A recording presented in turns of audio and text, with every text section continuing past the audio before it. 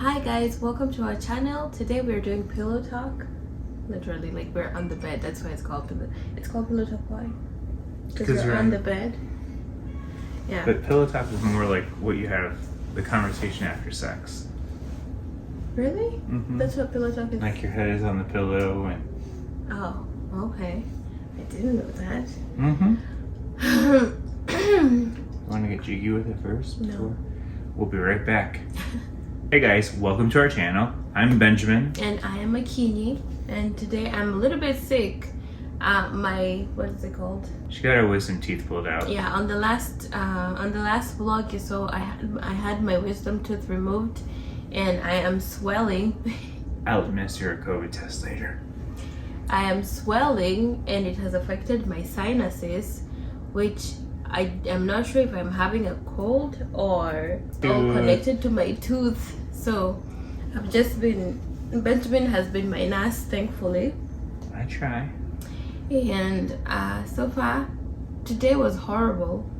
For the most part, I haven't left the house or Gotten out of bed. Yeah, or gotten out of bed. It's just been miserable, very painful. This side of my, like, I had one tooth removed, so I can't imagine having 4 of them removed at the same time and then having to go through all of that pain and the swelling, which is why this is on this side of the face, so that you cannot see the swelling. I had a black eye in the morning, like this part was just black. When I called Benjamin, it was just, remember, it was really black. And yeah, I'm just nothing. I can't open my mouth too wide, and that's just the update. Yeah? Yeah. So what, we've been married for how many months now? We've been married for 24. This is 12 months plus. We've been married for 15 months. Yes, in the U.S. Yeah, in the U.S. we've been married for 15 months. We go by our traditional wedding. If we go by our traditional wedding, it's 15. But if we go according if we go according to on paper here. If we go as paper on here. On paper here is since last year June. No, it's since last year April. You don't even know our wedding anniversary. Wait, it's not June 10th. Well. I was playing with you, babe. Calm down. I don't know about that. I don't think you were playing. I was playing. I'm gonna have to go get the date of our wedding tattooed on you, so you'll remember. I know it's April 10th. What day of the week was it? It was on a Saturday. Okay. Benjamin, it was April 10th. That's when we got married. I was just playing with you. I don't think you were. I think that you were actually forgetful. You can blame it on the medicine, but one of the top things that they say, of like the top 10 things that I wish somebody would have told me before getting married, is the first year is the toughest and most important. Yes. The first year, I agree with Benjamin. The first year is the most important because it's when you learn more about each other, and especially if you had not moved in together, you know, because us, we didn't do the moving in together first. No, I was 15,000 miles away from you. Yes, so when we moved in together, even after I married you, I was still 15,000 miles away. Yeah, I mean, he's talking about the traditional wedding. Even when we were planning for the wedding, you know, when you're planning for the wedding, it's just your whole mind is set on, we need to get this done and figured out. So you're not thinking about how are we going to be around each other. So the moment, what's next? Oh yeah. So when we got married and now it was time to move in together, find a place together, that's when you get to know his real side, like his real nature, and he gets to know my real nature. And if we don't get along, you have to get along. That's part of working or in a marriage. But why would you say it's the most important part, the first year?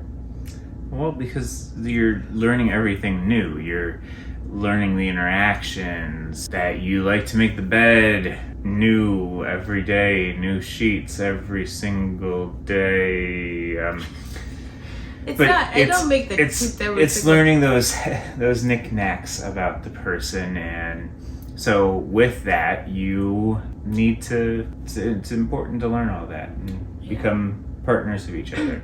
And in some cases, like for you, you don't like to be taken care of, you don't like to be supported, you are numero uno independent. You're making me sound so bad. So Benjamin is trying. I'm not making you sound bad, babe. Benjamin is trying to say. So when this is something people don't know. When I met Benjamin, and the first few months I had met him, he was telling me he had a problem. You told me you had like a problem, and then I asked him, "Do you need me to send you money?" And he was like, "No, I don't need money." Because I was used to that independence, and then I was used to giving more than I received. So when I met Benjamin and he wanted to give me his time, his attention, just everything that my money. Yes, his money. I just don't want to say money because people would just be thinking that that's what I wanted. Benjamin gives his all. So I was confused with, this is a new kind of love that I am not used to. Someone just giving me, without expecting anything in return. So that's what he's trying to say, that I am not used to being taken care of, because in Kenya I used to take care of myself. I used to provide for myself. I used to do everything for my, just that independence. Yeah. So I had to unlearn that with Benjamin. But how did you feel when I was asking you if I need to send you money? I mean, I didn't feel bad. Had anyone ever offered you money? Like that? Not like that, no. No? No. So I was the first girl You who were said... the first, yeah. Who said, do you want me to send you some money? Yeah. And he said no. He said no. Well, let's keep on moving. Okay. The second thing we would say, I think we kind of had an idea, but we didn't know it takes a lot of time and commitment. Is that you have to keep on still dating each other. Once you get into a marriage, you're seeing each other every day. Mm-hmm. You wake up every day together, you go to sleep every day together, you spend time together, but spending time is not spending quality time all the time. And so you need quality time with each other, like going out on dates, traveling, going to dinner. Yeah. And so our thing is we travel together most of the time. Even just outside of that, we go and just set time aside for us. Yeah. Even if it's just something, having a meal at the house that, we're making it something special. It's keeping that date night romance alive. Yeah. But the first time Benjamin came home with some flowers, I didn't know how to receive flowers. I had never been given flowers by anybody. So Benjamin comes home and he comes home with the flowers and he's like, babe, these are for you. And I'm thinking, okay, so what do I do with the flowers? Why? And then I'm asking him, why did you get me flowers? Is there something you need? Because I was used to I give you, like, I wasn't used to this quality thing where you can come with a gift and say, I was just thinking about you and I got it for you. So the first time I was very confused and Benjamin was like, what do you mean? And I'm thinking, I'm used to, if somebody brings me something, they're about to ask me for something. I wasn't asking for anything. anything. He wasn't asking for anything. He was just showing me that I came home and I went to the store and I got you some flowers and I was thinking about you, and I've had to unlearn so many things. That leads us into the next thing, that childhood baggage exists and it doesn't go away. Yeah. And we both have that baggage. Yeah, we've battled that a lot. We've unpacked it, and if we were to go into all of that, it would take us probably 3 hours, and you don't want to sit here and hear all that baggage for 3 hours. Yeah, your partner could have some baggages that they came with from their childhood. It could be about how they were raised. It could be about how they used to eat, or where they used to eat. It's just some things that you will have to understand about your partner that you might not have known for a while. Which crazy childhood baggage did I come with? It's your parental interaction. What does that mean? Like how your parents interacted and like how you had to overcome, like that's not how everybody interacts. Like how I was raised with my parents? Yeah. I mean, I could say the same for you, babe. Okay. I feel like you were raised like a cage-free chicken.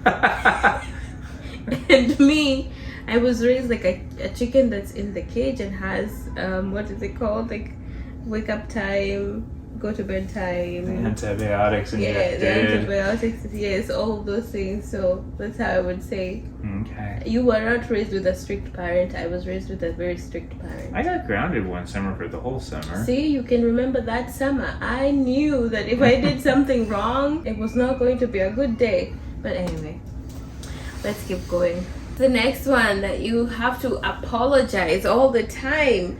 This is something that people don't know. When you get married, you have to apologize because this is not your sibling, it's your partner. It's someone, with a sibling you could just choose to like say, oh, everything is now good, let's just keep going, because that's the mentality I had come when I was married to Benjamin. I would say, babe, the moment I started talking to you after the argument, that means the thing is gone. And Benjamin wanted a whole well, not a whole, but yeah, like for us to address that, okay, this is how it went, we have forgiven each other, and now we're good. But and we're moving forward. But me and my sisters and my brothers, when we would argue and then we would all go like separate rooms, and then 2 or 3 hours we'll come back like, have you seen the remote, or have you seen something? And then that's just like, for us, we know, oh, the argument is done. So I had to learn that you have to sit down and talk, and if it's something that you did wrong, you have to apologize, because sometimes I didn't used to like apologizing. In marriage, you will have to keep on apologizing, but don't make it it's not that we're saying we make it a, what is it called? A habit? Yeah, a habit or a routine that we have to apologize to each other, but we try that the important arguments or disagreements that we have to sit down and come to a consensus. Yeah. But I guess, as Akinyi mentioned with the flowers earlier, the fifth thing is that the little things really do matter. They do matter. A scratch on the back, or just a little massage while you're sitting at the couch. Yeah. Flowers. Making a steak. I love when Benjamin makes me a steak. And I wasn't used to being in a relationship where the man would say, I'm going to go to the kitchen and make you something to eat. And I'm not saying that Benjamin is the greatest, best man out there, but for me he is. I'm just saying that he taught me that a man doesn't have to be like, how can I put this? Like, the woman is the one who belongs in the kitchen. That the kitchen is your place, and that's where you belong. That's not what Benjamin has made me feel like. It's sometimes he'll go and make a mean breakfast, especially on Saturdays and Sundays. I love Saturdays and Sundays because he makes breakfast. That's when he's not going to work. They're usually very good mornings where he just shows that I am also doing this for you. It's not that you have to do it for me all the time. You scratch my back. You massage me. The sixth thing, unscheduled sex. Like, just have it whenever and wherever you want. I mean, I don't know if I want to touch on this. Well, I'm touching on it. Okay. It's just, you got to keep it spicy. You got to keep it fun and exciting. Make it something that you guys enjoy. Yeah. I think I'll leave it at that. Okay. This is something that we are still thinking. It might happen or it might not happen, depending on how we learn to resolve our, what is it called? Our conflict with each other. So sometimes we sit down, and especially when we're in such a heated argument, and Benjamin wants me to know that this is what I am saying, and I want him to know that this is what I am saying. He goes like, well, I guess we need counseling, like marriage counseling. And I'm thinking, I don't think we need counseling. That's usually my what is it called? Well, your my thing is you're response. just, I don't want to talk to another person. Yes, for me, I don't want to talk to a third party who will just be sitting there and writing down things about my life. I don't know. I'm not very open to Talking with a third party. yes, to talking with a third party. And he is, like one night we had, was it like a scarf? The thing? We passed a stuffed animal around. Yeah, it was a stuff. So the person who's holding the stuffed animal is the one who Got talks. to talk. Until they're done, then they give it to the person, and then we talk. And then so it was me and then Benjamin. So he would give it to me, and then I would talk. Even if he needed to interject, he would have to wait. And then the same for me. And then so now we get to the point where we understand this is what we're both trying to say. Sometimes we'll end up in a consensus, sometimes we won't, and sometimes it will take days for us to get to the point where we're like, okay, this is what we need to do. I don't know, but Benjamin is open to it, so maybe he needs to expound on his side of the story. Well, sometimes you need a third party to look in from the outside and help you see stuff. And even for myself, maybe I need to see stuff from a different point of view. And sometimes having that third party can do that for you. The difference in culture also plays a lot, because in my culture we are taught, do not hang your dirty linen for people to know, not even one person. So if you're going through something, you cannot talk to any person about it, because that's something that is between the both of you. And I don't know how to unlearn that. But if we were talking in terms of maybe someone was having an abusive relationship, yes, I would tell them, you don't be quiet when someone is I guess abusing one you. of the things to remember is that counselors are sworn to keep everything silent. So, And also we would have to pay the counselor. but I guess that takes us into the next piece, number 8, is it's okay to disagree. Yes. You can disagree and you can have that disagreement. You're two different people. You're two individuals that have become Yes. one. And it sounds very simple, but it's not really simple. It's because if you get into your marriage, or even in any relationship, it doesn't have to be marriage. When you have gotten to a relationship to the point where you have gotten very complacent that even something that he does that you used to argue about, but now you're just like, okay, I'm so over it, that relationship is dying. And it's okay to disagree. It's okay. But you can move forward in that. Yeah, but you move forward. And so that's the part of it. You can't go into a marriage thinking it's going to be perfect and you're not going to be disagreeing. You're always just going to be happy. Everything is just going to be good. Your husband is just going to be a very nice person and all of those things. Yeah. So number 9 is debt is bad. Do you want me to go first or do you want to go first? Well, so the first... Me and my bathroom light. Mhm. I've learned that I don't switch off all the lights. Yes. And that's one of the things that we disagree on. I always forget to turn off the lights and Benjamin's like, Akinyi, no, stop, stand there. So you were talking about debt. Debt. Here's my take on it, is you are starting something brand new. Mm-hmm. You are starting a new family, a new step in life. And during that first year, I think that you really need to just be putting together your money, be saving, and have that nest egg. So if something goes wrong, car breaks down, you got the goose egg there that will help carry you through. Also, I can say this, that it's important also to know the person you're marrying, do they have debt before you actually marry them? Run the credit reports. So I remember, babe, do you remember me asking you if you had debts? Mm-hmm. I asked him, do you have any debts that I should know of? Because I needed to know what I am jumping myself into, because the moment you get married, you are literally taking up his debt or her debt. So you need to know what kind of student, if there's student loan debts, you need to know how much it is, and with your finances, how are you going to be able to take care of paying off those debts and all of those things. So working together and knowing finances, financial talk is very important in marriage. It is. You cannot have yours and his like separate. It has to be something that both of you... That took you a very long time to get used to. And I will admit to that. It took me a while to get to the point where I'm like, no, this is our money, not just his and mine. Because I was used to taking care of myself, and I was used to checking my bank account and making sure that everything is fine, and saving and making sure that what goes in is not, I mean, what goes out is not more than what comes in. So we had to check our spending habits, and we had to have the talk of it's now our money.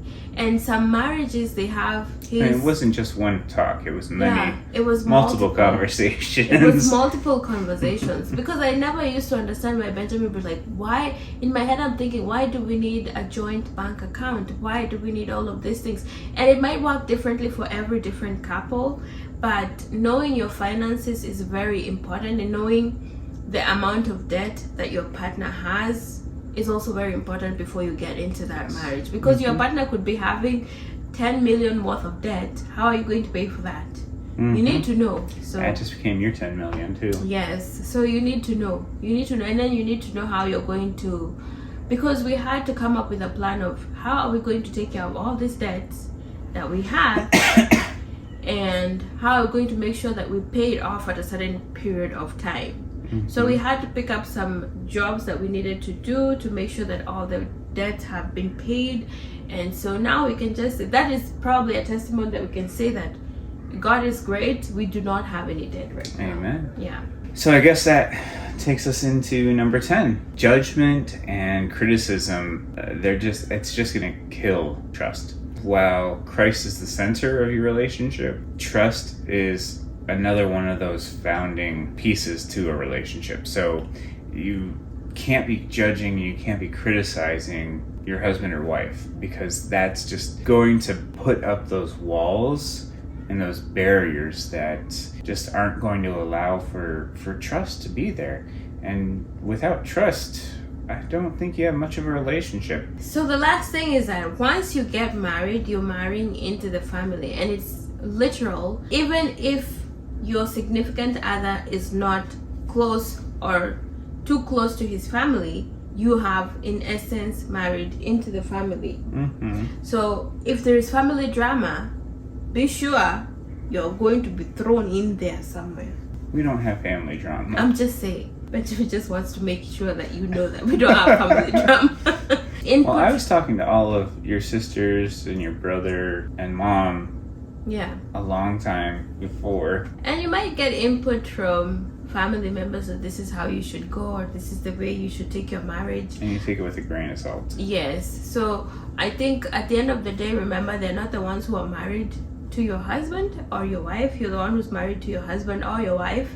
So you need to just have that in mind, that at the end of the day, everybody else leaves and goes to their home. Yes, and then it's just you together. And your significant other.